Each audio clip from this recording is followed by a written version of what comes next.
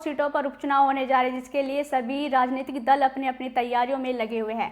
सभी सीटों पर प्रचार भी जोरों शोरों से है। इसी कड़ी में मीरापुर से ओबीसी प्रत्याशी अरशद राणा का एक बड़ा बयान सामने है। कहा कि अफवाहों पर ध्यान ना दे। क्या कुछ कहा, सुनिए।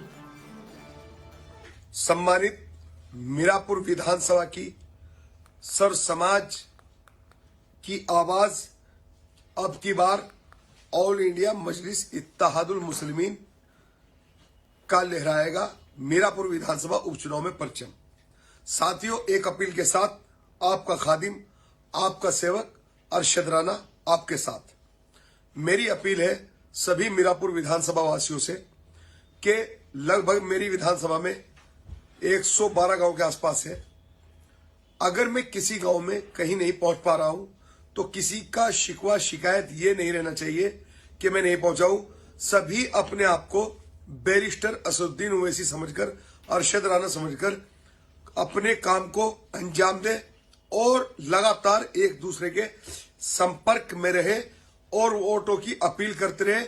और आने वाली 20 तारीख को जब आप सुबह उठे तो अपनी ऊपर वाले से प्रार्थना दुआ करके, इबादत करके, अपनी पूजा करके अपना सबसे पहले वोट पतंग पर जाके सारा जितना भी आपका वोट है पतंग पर डाले। सब समाज के लोगों से मेरी अपील है।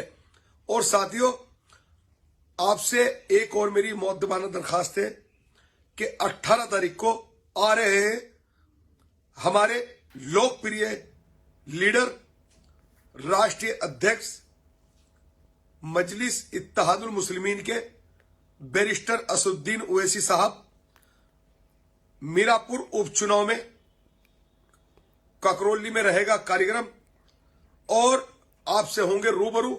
मीरापुर उपचुनाव में 18 तारीख को ककरौली पहुंचेंगे बैरिस्टर असदुद्दीन ओवैसी, लोकप्रिय सांसद। आप से ज्यादा दरखास्त और अपील है कि आप ज्यादा से ज्यादा अक्सरियत में ककरौली पहुंचे। सुबह 10 बजे 18 तारीख को आपका अपना अरशद राणा। अफवाहें चलनी शुरू हो गई। कोई कह रहा है कि अरशद राणा बिक रहा है, कोई कह रहा है बैठा दिया गया है, कोई कह रहा है खरीद लिया गया। अरशद राणा ना तो बिकेगा ना टूटेगा। आपके साथ इंशाल्लाह जैसे कल खड़ा था ऐसे ही खड़ा रहूंगा। अगर कभी कोई बात आई तो साथियों आप इस बात का दावा कर देना कि हमारा बच्चा, हमारा भाई ना टूट सकता, ना बिक सकता, ना किसी की औकात है उसे खरीदने की। तो ये आपसे वादा करता हूं। सभी साथी किसी भी भ्रम में मत आना।